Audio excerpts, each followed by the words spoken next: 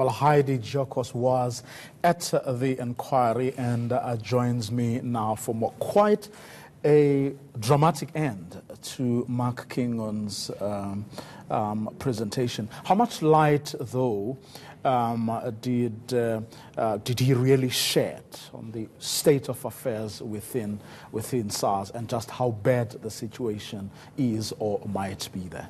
A lot of light. He has been at SARS for many, many years. It's about over 20 years. So he has been there through most of it. He was there when Tom Moyane came in, and he's obviously now acting commissioner when Tom Moyane got suspended. So he was basically called in to try and give a sense of what is actually going on at SARS after Tom Moyane was suspended and he was put in as acting commissioner. And he just basically explained how there is serious distrust and fear, something that was constantly brought up in the interim report by Judge Nugent to the President about what is going on at SARS. And he was just basically explaining how it hasn't been easy. There are a number of challenges. He emphasized a lot on the fact that the IT structure is just degenerating. It hasn't been refreshed, something we've been hearing all week from the witnesses. So he basically just tried to paint a picture for the Commission because he is acting and he has had to take on all these responsibilities and to try and deal with all these issues. It is such a complex institution and there are so many issues that we've heard from the Commission.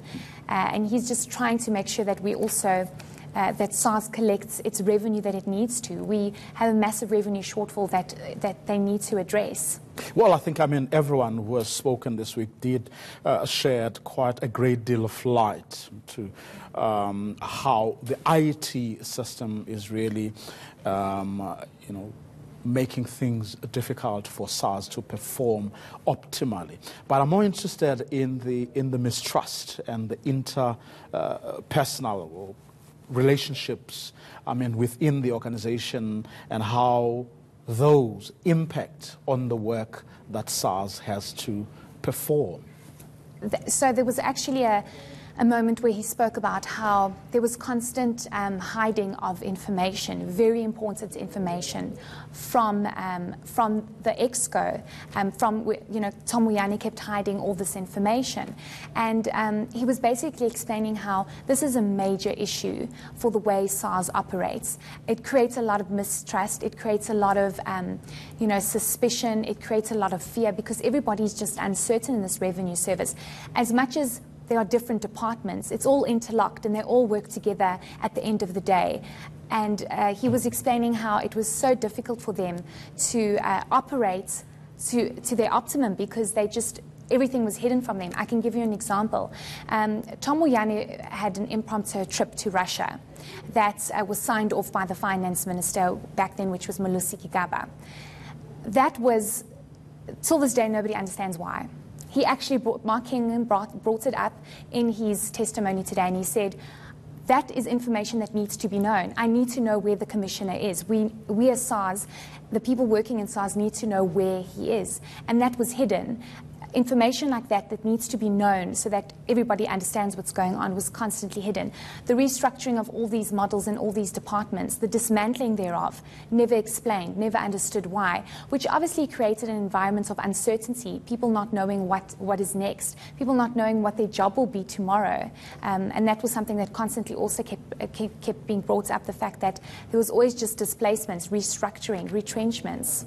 Well, highlighting these things, of course, as important it is after all what the Commission is about. But that's just one thing or part of, the problem. There has to be something that someone in his position, who is the acting commissioner, has to begin to work on, and that is sorting out the mess, because complaining about it and asking correctly, questions that deserve answers. But that's just one thing, or one part of it. Did he give an indication as to whether they have now started doing anything about the mess that they say Tom Moyane has left the organization in? So very important question that the judge also posed to Mark, basically saying, you've come in, you've been acting commissioner since March, but what are you doing? What has changed? And one very big point in the interim report was the fact that people can trade illicitly when it comes to tobacco, commodities like tobacco, and that is a major concern for SARS because they have no control over tax when it comes to that. Mark explained how they've identified 58 cases that they will be probing into when it comes to the illicit economy. They're trying to re-establish that investigative unit to deal specifically with the illicit economy. There are other measures that they have taken to try and get the staff morale up, to try and get those skilled people who left to try and maybe come back in. Well, 90 more people, he said, are going to leave SARS in the next couple of years. So that is also a big concern. I think their staff is a very big worry because it doesn't help that you have all these people working but they aren't able to deliver. And that was something that he constantly reiterated, the fact that staff is a very big problem. Sometimes they're overstaffed in certain departments and they're just not functioning the way they should. So he's trying to tackle bit by bit, but I think his main priority is tax collection and sorting out e-filing, because now there's this panic that e-filing is not functional because of the IT system degenerating so vastly. But he, the commissioner explaining to the judge and to the commissioner of inquiry that I am acting, but I am trying to do what I can do. And the judge coming out and saying, you are acting, and I don't understand what's going to happen. Is all of this going to dismantle as soon as, maybe your term comes to an end in December?